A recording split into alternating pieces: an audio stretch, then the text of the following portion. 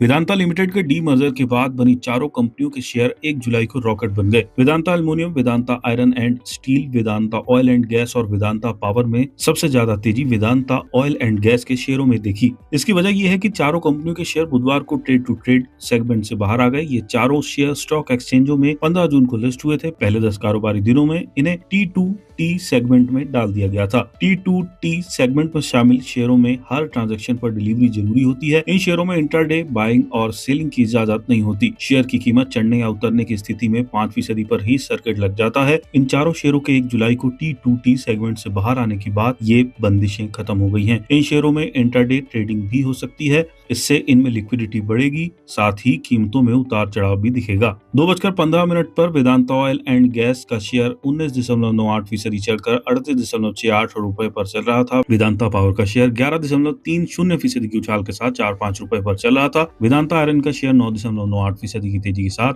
38.78 रुपए पर था। वेदांता एल्युमिनियम का शेयर 2.60% चढ़कर 460.10 रुपए पर चल रहा था। शेयर बाजारों में 1 जुलाई को अच्छी तेजी दिखी। निफ्टी और सेंसेक्स दोनों में करीब 0.70% की मजबूती थी। ब्रोकरेज फर्म PL कैपिटल ने वेदांता ऑयल एंड गैस के बारे में कहा है कि कंपनी ने end to end outsourcing approach के इस्तेमाल का प्लान बनाया है। इसके लिए वे ग्लोबल लेवल की सीजमिक, सबफ्रेज एवोल्यूशन, ड्रिलिंग और फील्ड डेवलपमेंट के लिए पार्टनरशिप कर रही है। इससे कंपनी को अपनी क्षमता बढ़ाने में मदद मिलेगी।